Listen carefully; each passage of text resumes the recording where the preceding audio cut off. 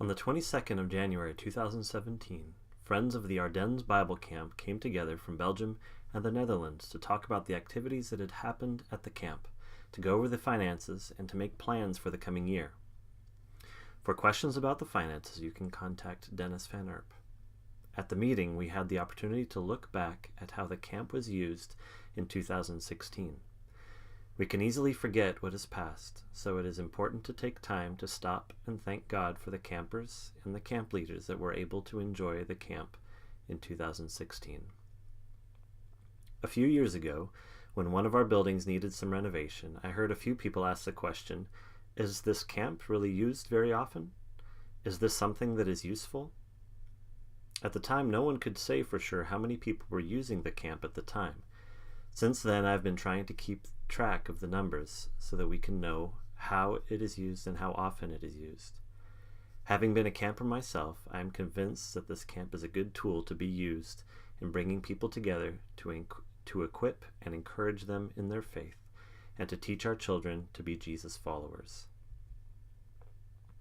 The first camp in 2016 was the winter camp for young people 16 years and older. Dvanerp was the camp director, and Scott Robb shared lessons that presented the challenge that Jesus gives. Come, follow me. The church in Rotselaar invited the young people 10 and older to come together for a weekend of fun in the snow at camp. The theme of the weekend was also Come, follow me. They looked together at how it is possible to follow Jesus today. The young people of the church in Eindhoven used the camp several times in 2016 in the spring to relax together and to build each other up with faith-focused conversations. 5 brave fathers went to camp in May with their children to practice fire safety and pocket knife safety, and enjoyed the time together visiting. I am happy to announce that all of the children returned home with all of their fingers. The church in Rotselaar organized a weekend at camp to sing together, play together, and to learn together as a church. The Ghent church loves going to camp, and in 2016 they were able to organize a weekend retreat for the 4th year in a row. The first summer youth camp was for the 15-year-olds and older. Robin Huigebaert was the director together with Nadine Blackmeer. They focused on 1st and 2nd Peter during the week with lessons provided by Blair Roberts. Teen camp for the 12 to 14-year-olds focused on the parables of Jesus. Luk.brazle enjoyed being the director for this week together with Daniel Good. The Benjamin camp for 8 to 11-year-olds was organized by Daniel Boenaerts and his team, where the kids learned about what happens in the book of Luke. The family camp hosted 66 visitors that came together to learn, sing, and enjoy time together. Peter Good and Paul Rambachs organized an encouraging week where the kids enjoyed kids' classes and the adults enjoyed lessons from 1st and 2nd Peter. The final day of the 4 summer camp weeks is traditionally a fellowship day. This year, the Ghent Church of Christ hosted more than 80 people for a time of worship, sharing, food, and walks in the nature. During the men's retreat in September, Remco Dijkstra shared lessons on different ways that people understand the end times and what the Bible says about that. Carol Brazle, who organizes fitness classes called Body and Soul in the Antwerp area, organized a weekend of exercise classes which focused on physical and spiritual health at the Bible Camp facility. The dads that had survived the survival camp in the spring tried a survival camp in the fall. They all agreed it was a good tradition to start. Fall camp was a success again because of the organization of Paul and Carol Brazle. Both families and young people were invited to enjoy the beautiful fall colors together. Winter camp was organized by Daniel Good, and the lessons were given by Scott Robb. The group celebrated together as they rung in the new year. In 2016, more than 500 campers were able to use the camp facility, and so I think it is a great moment to look back and thank God for this place, to thank the people who organize activities, and the lessons there in 2016. There were also a few families that rented the facility for a weekend away. The men from the Eindhoven church also used the camp to discuss some church questions and to enjoy the surroundings. The camp board would like to encourage people to use the camp facility.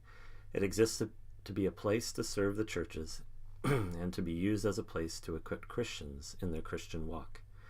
If you would like to reserve the camp, you can do that by contacting Paul Brazle. The buildings and the grounds have changed a lot in the past 40 years. Every year we are able to improve the facility. With a limited budget and manpower, we have already been able to accomplish a lot. However, sometimes people don't know what has gone on in this past year, so we would like to share with you what we have been working on and thank all of the volunteers who have helped make the camp a better place. Here's an overview of the work camps from 2016. For years, cars have struggled to get up and down our steep, rocky driveway, but in April, things changed. The Brussels church sponsored a concrete driveway for the camp, which includes a good drainage system and is easier to maintain and is much safer to drive on. I am responsible for the care of the facilities at the Bible camp, and I noticed that we were going to need some financial help to accomplish the improvement goals we had set for 2016. So in May, I asked Christians in Belgium and the Netherlands if they would be willing to give 2,300 euros in the next couple of weeks so we could know which projects could be done. The money was asked for to provide for lamp fixtures upstairs in the new building, for sidewalks around the new building, for some parking spaces, and for a wood supply for our wood stove, and for cupboards. Friends of Bible Camp responded quickly and generously gave 4,189 euros, and with that money we were able to finish quite a few projects. We were blessed with a lot of helping hands at our traditional work camp in May. The field was mowed, weeds were pulled, and the buildings were cleaned. Some of the sidewalks were laid, and a retaining wall was built along the creek to prevent erosion. In June, a group from the Highland Heights Church of Christ in Smyrna, Tennessee, came to help us with a few projects at the camp. Our new building needed a layer of varnish of protection upstairs, so the group spent hours on ladders painting the ceilings and walls. To make more room for parking, they also helped build a retaining wall and the drainage to keep water off the parking lot. During a Saturday in July, Peter Verheide and one of his colleagues brought their machines to camp to level the parking lot, to put down a foundation base, and to rake out new stones onto the parking lot and the terrace. In an attempt to maintain the camp facility better, we tried organizing a maintenance day at the camp in the fall. In November, a group of volunteers came together to rake leaves off of the driveway, off of the parking lot, and to clean them out of the gutters. Firewood was cut and stacked, trees were trimmed, and new plants were planted. 70 volunteers gave of their time and energy to the camp in 2016. Thank you for your help. The work camps are a good opportunity to work together and to get to know each other well. Young and old help alongside each other with many of these projects. They were all needed to make these improvements a reality. Plans for the future with our nice building in place. We often get the question, so what is next? We don't have the time or money to renew everything at the same time, so we have to choose. Every year I assemble a team of camp friends and volunteers to ask them what the priorities should look like. If you would like to brainstorm solutions along with us, just let me know. This is what the list of priorities looks like currently. Our dorm has turned out to be priority number 1 and priority number 5. The dorm roof has seen better days, and due to age, cracks, and leaks, it is no longer protecting our sleeping quarters. The church in Brussels has decided to financially support not only the renewal of the roof, but also a renovation of the dorm that will provide new windows, doors, heating, and the walls will be finished off. A contractor has already been found, and the estimate has been shared. Now we are looking for government subsidies to help with the costs. We hope that work on this building will start this year. The second priority on our list is to put the finishing touches on our new building. It was built in 2012 and is almost completely finished. The sidewalk stones that will provide a clean, dry walkway around the building are stacked and ready to be laid.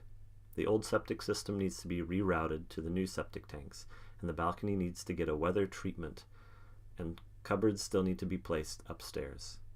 A possibility of making 2 rooms upstairs is being discussed.